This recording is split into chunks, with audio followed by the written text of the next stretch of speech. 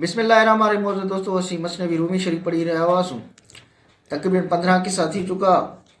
अगलो किस्सो इस वज़ीर जो ईसाइन सां धोखे जो इरादो करणु, साण मकर करणु।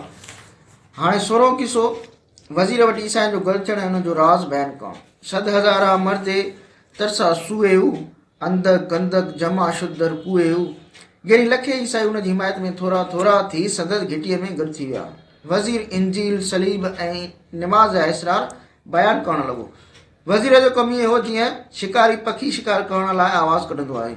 असां बि सगुरा पैगंबर अलैहिस्सलातु वस्सलाम खां दीन जा इसरार सिखंदा हुआ। हज़रत हुज़ैफा बिन यमान रज़ी अल्लाहु अन्हु खे दीन जा इसरार हुज़ूर अलैहिस्सलातु वस्सलाम खां हासिल थिया। हज़रत हसन बसरी रहमतुल्लाह तआला अलैहि जेतोणीकि हज़रत हुज़ैफा रज़ी अल्लाहु तआला अन्हु खां पोइ पैदा थियो, पर उन खे हज़रत हुज़ैफा रज़ी अल्लाहु तआला अन्हु जे वास्ते सां इल्मु पहुतो आहे। इमाम गज़ाली रहमतुल्लाह तआला अलैहि फरमायो आहे त हज़रत हसन बसरी रहमतुल्लाह तआला अलैहि जो कलाम अंबियाउनि जे कलाम सां मुशाबे हूंदो आहे। मतिलबु सभिनी ईसाइनि उन खे दिलि ॾेई छॾी ऐं उन खे हज़रत ईसा अलैहिस्सलातु वस्सलाम जो नाइब सम्झणु लॻा। उहो वज़ीर हक़ीक़त में दजाल हो। जेकॾहिं असीं बाज़े सी मुर्ग बणिजी वञूं त बि उन जे ॼार में गिरफ़्तार आहियूं।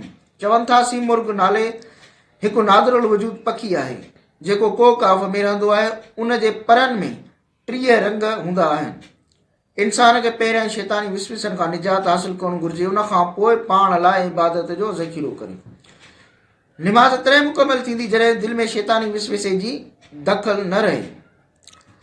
आमतौर ते 40 साल उमिरि जवानी हूंदी आहे, जंहिंमें इंसान बातिन जी इस्लाह ॾांहुं मुतवजो कोन थींदो आहे। शैतान उन्हनि चुणगुनि खे विसाए छॾींदो आहे जेकी इबादत जे लाइ पैदा थींदियूं आहिनि। जहिड़ीअ तरह ख़ुदा रूहनि खे आज़ादु करे छॾींदो आहे, अहिड़ीअ तरह ऐं ख़ुदा असांखे शैतानी विसवसनि खां आज़ादु कर। क़ुरान शरीफ़ में असहाबे कहफ़ जी ॻाल्हि ज़िक्र कयल आहे।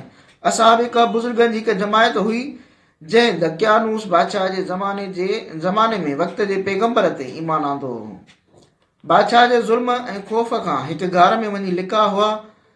असुल कातिब जो हथु आहे, उहो जहिड़ीअ तरह चाहे थो कलम हले थो।